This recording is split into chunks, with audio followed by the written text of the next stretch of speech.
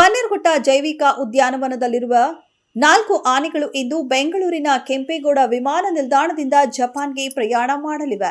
ಅಂತಾರಾಷ್ಟ್ರೀಯ ಪ್ರಾಣಿ ವಿನಿಮಯ ಯೋಜನೆ ಅಡಿ 1 ಗಂಡು ಹಾಗೂ 3 ಹೆಣ್ಣಾನೆ ಜಪಾನ್ಗೆ ತೆರಳಲಿವೆ. ಇದಕ್ಕೆ ಪ್ರತಿಯಾಗಿ ಜಪಾನ್ನಿಂದ 4 ಚೀತಾ, 4 ಪೂಮಾ, 3 ಚಿಂಪಾಂಜಿ, 8 ಕ್ಯಾಪುಚಿನ್ ಕೋತಿಗಳು ಬನ್ನೇರುಘಟ್ಟಕ್ಕೆ ಬರಲಿವೆ. ಬೆಂಗಳೂರಿನಿಂದ ಜಪಾನ್ನ ಹಿಮೇಜಿ ಸೆಂಟ್ರಲ್ ಪಾರ್ಕ್ನ ಹಿಮೇಜಿ ಸಫಾರಿ ಪಾರ್ಕ್ಗೆ ಆನೆಗಳು ಪ್ರಯಾಣ ಬೆಳೆಸಲಿವೆ. ಭಾರತದಲ್ಲಿ ಚುನಾವಣೆಯನ್ನೇ ಕದಿಯಲಾಗುತ್ತಿದೆ. ಭಾರೀ ಮತಗಳ್ಳತನ ನಡೆಯುತ್ತಿದೆ.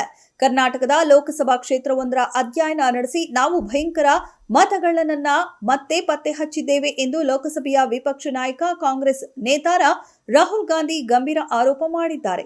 ಯಾವ ರೀತಿ ಮತಗಳನ್ನ ಕಳ್ಳತನ ಮಾಡಲಾಗುತ್ತಿದೆ ಎಂಬುದನ್ನು ನಾವು ಶೀಘ್ರವೇ ದೇಶದ ಜನತೆ ಹಾಗೂ ಚುನಾವಣಾ ಆಯೋಗಕ್ಕೂ ತೋರಿಸಿಕೊಡಲಿದ್ದೇವೆ. ಈ ವಿಚಾರದಲ್ಲಿ ನಾವು ಸುಮ್ಮನೆ ಕೂರಲ್ಲ. ಬೀದಿಯಿಂದ ಸಂಸತ್ತಿನವರೆಗೂ ಜನರ ಹಕ್ಕಿಗಾಗಿ ಹೋರಾಟ ಮಾಡುತ್ತೇವೆ ಎಂದು ಘೋಷಿಸಿದ್ದಾರೆ.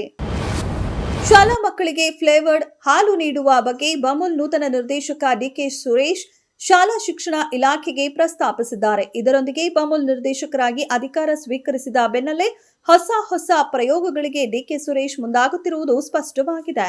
ನಿರ್ದೇಶಕರಾಗಿ ಅಧಿಕಾರ ಸ್ವೀಕರಿಸುತ್ತಿದ್ದಂತೆಯೇ ಅವರು ನಂದಿನಿ ಹಾಲಿನ ಪ್ಯಾಕೆಟ್ಗೆ ಹೊಸ ಪರಿಸರ ಸ್ನೇಹಿ ರೂಪ ನೀಡುವ ಬಗ್ಗೆ ಪ್ರಸ್ತಾಪಿಸಿದ್ದರು.